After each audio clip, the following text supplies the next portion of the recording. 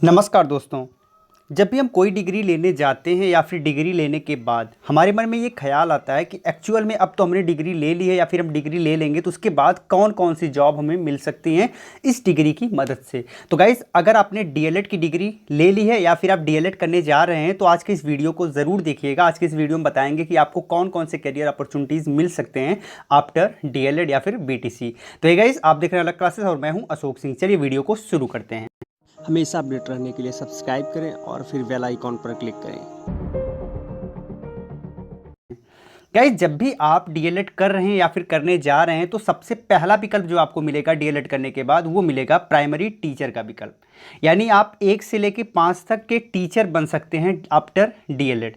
अब इसके लिए आपको जब भी वैकेंसीज आती हैं उससे पहले एक टेट का एग्ज़ाम होता है, उस टेट के एग्ज़ाम को क्लियर करना पड़ता है।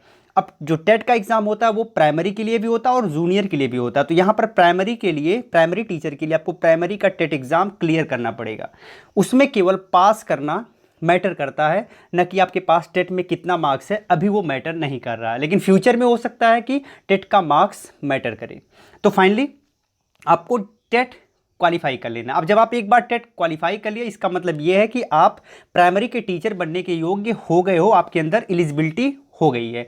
अब इसके बाद जब भी वैकेंसी आती है उस वैकेंसी में आपको अप्लाई करना है और फिर वहाँ पर सुपर टेट होगा और सुपर टेट का मार्क्स और आपका एकेडमिक मार्क्स ये कैलकुलेट करके फाइनली आपका सिलेक्शन हो जाता है एज अ प्राइमरी टीचर में। अब यहाँ पर बता दें कि आप बीटीसी करने के बाद ग्रेजुएशन जरूर कर लीजिएगा, ठीक है, क्योंकि ग्रेजुएशन करने के बाद आपको बहुत सारे बेनिफिट्स मिलते हैं। आगे बढ़ते हैं। Second, upper primary teacher. तो पहले अपर प्राइमरी टीचर में बीटीसी या फिर डीएलएड वाले एलिजिबल नहीं थे, लेकिन अब इसमें एलिजिबल कर दिया गया है। तो इसमें क्या होगा कि आपको जूनियर का जो फॉर्म आता है टेट में वो क्लियर करना पड़ेगा और फाइनली आप उसे क्लियर करके इसके लिए भी एलिजिबल हो जाएंगे। तो जब भी जूनियर की वैकेंसी आती है, अपर प्राइमरी टीचर की वैकेंसी आती है, तो आप इसके लिए फॉर्म फिल कर सकते हैं। एग्ज़ाम देने के बाद फाइनली अगर आपका सिलेक्शन होता है तो आप इसमें भी टीचर बन सकते हैं। अब ये दो चीज़ तो जॉब की बात हो गई। अब तीसरी बात आती है कि अगर आपने डीएलएड किया है तो आप एमएड कर सकते हैं।